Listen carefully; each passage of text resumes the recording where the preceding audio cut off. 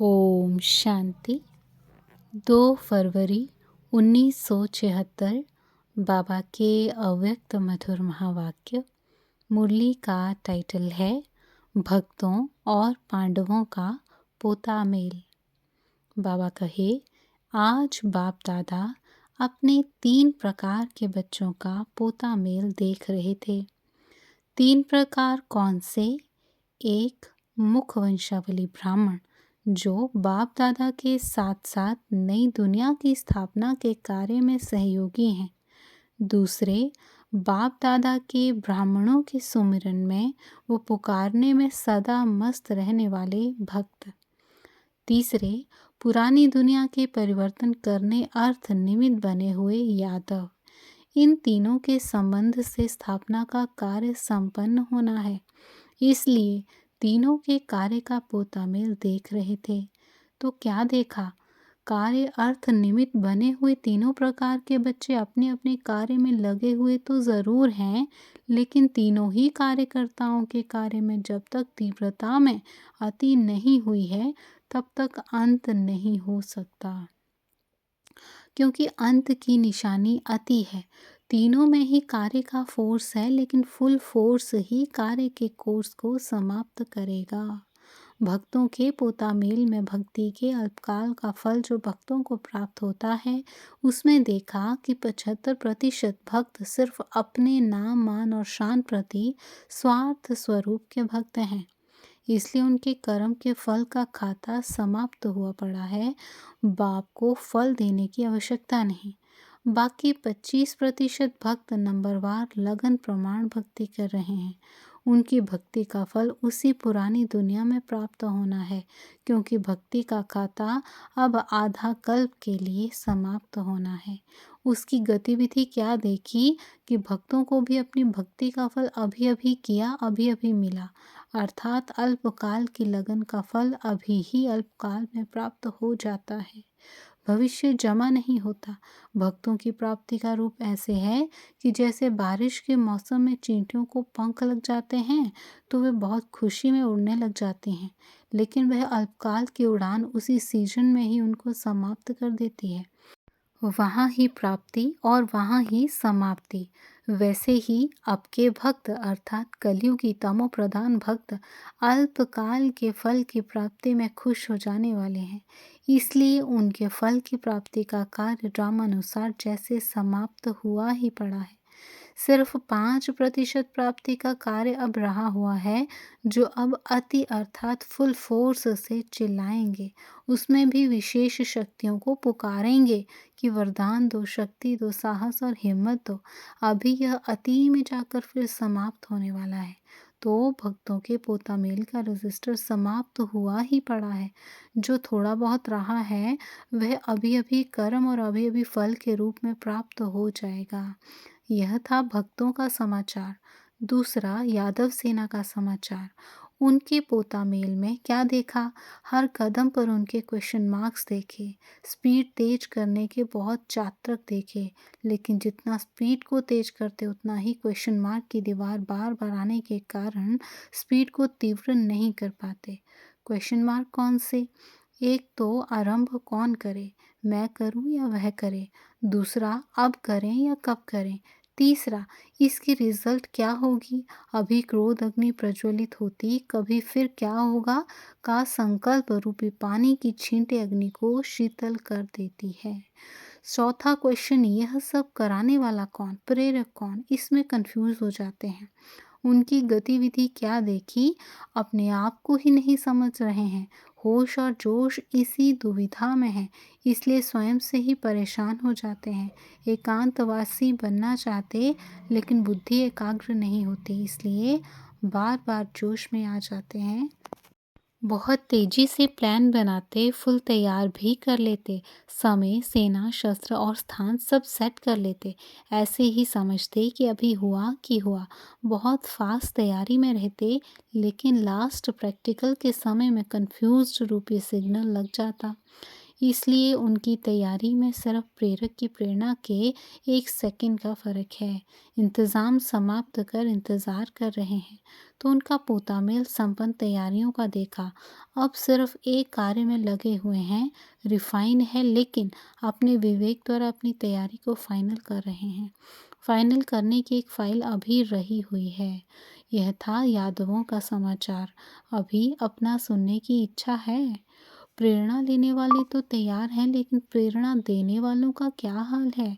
वैसे कहावत है, देने वाला दे, लेने वाला थक जाए। लेकिन इस बात में लेने वाले न मिलने के कारण थक रहे हैं। लेने वाले लेने के लिए तैयार हैं और देने वाले स्वयं में ही अब तक लगे हुए हैं। तो ब्रह्मा मुख वंशावली ब्राह्मणों का पोतामेल क्या हुआ है, वो जानते हो या सुनाएं? ब्राह्मणों के रजिस्टर में विशेषता क्या देखी? विश्व परिवर्तन व विश्व कल्याण की शुभ भावना मेजॉरिटी के पास इमर्ज है, लेकिन चलते फिरते जैसे यादवों की स्पीड क्वेश्चन मार्क के कारण तीव्र नहीं होती, ऐसे ब्राह्मणों की श्रेष्ठ भावना का प्रत्यक्ष फल प्राप्त होने वाला ही होता है। तो बीच में कोई ना कोई रॉयल रूप की कामना शुभकामना को मर्ज कर देती है। तो ब्राह्मणों की गतिविधि में शुभ भावना और रॉयल रूप की कामना, इन दोनों की कलाबाजी चल रही है। जैसे पके हुए फल को पंछी समाप्त कर देते हैं, वैसे भावना के प्राप्त हुए फल को कामना रूपी पंछी समाप्त कर देता है। तो ब्राह्मणों के परिवर्तन करने की विधि सिद्धि स्वरूप ना बनने का कारण भावना बदल कामना हो जाना है। इसलिए पुरुषार्थ ज्वाला रूप नहीं होता है। ब्राह्मणों का ज्वाला रूप विनाश ज्वाला को प्रज्वलित करेगा। इसलिए ब्राह्मणों के पोतामेल में अब लास्ट सो फास्ट पुरुषार्थ ज्वाला रूप का ही रहा हुआ है। यादवों का कार्य जैसे संपन्न हुआ ही पड़ा है। पांडवों का कार्य संपन्न होने वाला है। पांडवों के कारण यादव रुके हुए हैं। पांडवों की श्रेष्ठ शान, रूहानी शान की स्थिति यादवों के परेशानी वाली परिस्थिति को समाप्त करेगी। तो अपनी शान से परेशान आत्माओं को शांति और चैन का वरदान दो। समझा? तीनों का पोतामेल सुना?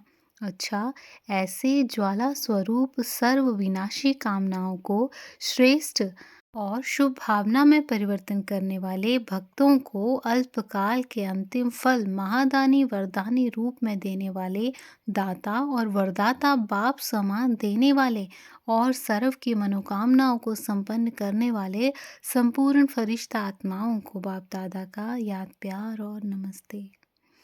पर्सनल मुलाकात, बाप स्नेही बनने की निशानी, फरिश्ता स्वरूप बनना। बाबा कहे, सदा अपना फ्यूचर सामने रहता है। जितना निमित्त बनी हुई आत्माएं अपने फ्यूचर को सदा सामने रखेंगी, उतना अन्य आत्माओं को भी अपना फ्यूचर बनाने की प्रेरणा दे सकेंगी। अपना फ्यूचर स्पष्ट नहीं तो दूसरों को भी स्पष्ट बनाने का रास्ता नहीं बता सकेंगी। अपना फ्यूचर स्पष्ट है। महाराजा या महारानी जो भी बने, लेकिन उससे पहले अपना भविष्य फरिश्तेपन का, कर्मातीत अवस्था का वह सामने स्पष्ट आता है। ऐसा अनुभव होता है कि मैं हर कल्प में फरिश्ते स्वरूप में ये पाठ बजा चुकी हूँ और बजाना है। वो झलक सामने आती है। जैसे दर्पण में अपने स्वरूप की झलक देखते हो, ऐसे नॉलेज के दर्पण में अपने पुरुषार्थ से फरिश्तेपन की झलक स्पष्ट दिखाई देती है। जब तक फरिश्तेपन की झलक स्पष्ट दिखाई नहीं देगी, तब तक भविष्य भी स्पष्ट नहीं होगा। यह संकल्प आता ही रहेगा कि शायद मैं ये बनूं या वो बनूं, लेकिन फरिश्तेपन की झलक स्पष्ट दिखाई देगी तो वह भी स्पष्ट दिखाई देगा। तो वह दिखाई देता है या अभी घूंघट में है। जैसे चित्र का अनावरण कराते हो, तो अपने फरिश्ते स्वरूप का अनावरण कब करेंगे? आप ही करेंगे या चीफ गेस्ट को बुलाएंगे? यह पुरुषार्थ की कमजोरी का पर्दा हटाओ तो स्पष्ट फरिश्ता रूप हो जाएगा। अभी तो चलते फिरते ऐसे अनुभव होना चाहिए जैसे साकार को देखा। चलते फिरते या तो फरिश्ते रूप का या भविष्य रूप का अनुभव होता था। तभी तो औरों को भी होता था। मैं टीचर हूँ, मैं सेवाधारी हूँ, यह तो जैसा समय वैसा स्वरूप हो जाता है। अब स्वयं को फरिश्ते रूप में अनुभव करो तो साक्षात्कार होगा। साक्षात्कार का रूप कौन सा है? फरिश्ता रूप बनना, चलते फिरते फरिश्ता स्वरूप। अगर साक्षात फरिश्ते नहीं बनेंगे तो साक्षात्कार कैसे करा सकेंगे? तो टीचर्स के लिए विशेष पुरुषार्थ कौन सा है? यही कि मैं फरिश्ता इस साकार सृष्टि पर आया हूँ सेवा अर्थ। फरिश्ते प्रकट होते हैं फिर समा जाते हैं। फरिश्ते सदा इस साकारी सृष्टि पर हरते नहीं, कर्म किया और गायब। तो जब ऐसे फरिश्ते होंगे तो इस देह और देह के संबंध वो पुरानी दुनिया में पाँव नहीं टिकेगा। जब कहते हो कि हम बाप के स्नेही हैं, तो बाप सूक्ष्म वतनवासी और आप सारा दिन स्थूल वतनवासी, तो स्नेही कैसे हुए? तो सूक्ष्म वतनवासी फरिश्ते बनो, सर्वाकर्षणों या लगावों के रिश्ते और रास्ते बंद करो, तब कहेंगे कि बाप स्नेही हो। यहाँ होते हुए भी नहीं, यह है लास्ट स्टेज। विशेष सेवा अर्थ निमित्त हो तो पुरुषार्थ में भी विशेष होना चाहिए। जब दूसरों को चलते फिरते यह अनुभव होगा कि आप लोग फरिश्ते हैं, तो दूसरे भी प्रेरणा ले सकेंगे। अगर साकार सृष्टि की स्मृति से परे हो जाओ तो जो छोटी छोटी बातों में टाइम वेस्ट करते हो वह नहीं होगा। तो अब हाई जंप लगाओ, साकार सृष्टि से एकदम फरिश्तों की दुनिया में। वह फरिश्ता स्वरूप इसको कहते हैं हाई जंप। तो छोटी छोटी बातें शोभेंगी नहीं, तो यह बाप की विशेष सौगात है। सौगात लेना अर्थात फरिश्ता स्वरूप बनना। तो बाप भी यह फरिश्ता स्वरूप का चित्र सौगात में देते हैं। इस सौगात से पुरानी बातें सब समाप्त हो जाएंगी। क्या और क्यों की रट नहीं लगानी है। निर्णय शक्ति, परखने की शक्ति, परिवर्तन शक्ति, जब ये तीनों शक्तियाँ होंगी तो ही एक दूसरे को खुशखबरी सुनाएंगे। अगर खुद में परिवर्तन नहीं तो दूसरों में भी परिवर्तन नहीं ला सकेंगे। प्रश्न है, किसी भी प्लान को प्रैक्टिकल में लाने के लिए विशेष कौन सी शक्ति की आवश्यकता है? उत्तर, परिवर्तन करने की शक्ति। जब तक परिवर्तन करने की शक्ति नहीं होगी, तब तक निर्णय को भी प्रैक्टिकल में नहीं ला सकते हैं, क्योंकि हर स्थान पर, हर स्थिति में, चाहे स्वयं के प्रति व सेवा के प्रति हो, परिवर्तन जरूर करना पड़ता है।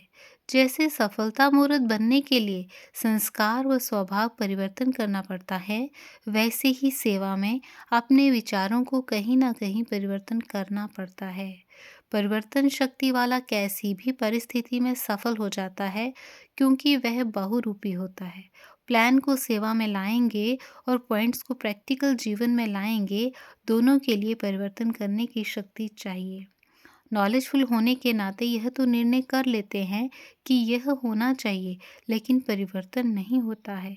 इसका कारण है परिवर्तन शक्ति की कमी। जिसमें परिवर्तन शक्ति है वे सर्व के स्नेही होंगे और सदा सफल भी होंगे। संकल्प में दृढ़ता लाने से प्रत्यक्ष फल निकल आता है। परिवर्तन करके सफल बनना ही है, यह है दृढ़ संकल्प।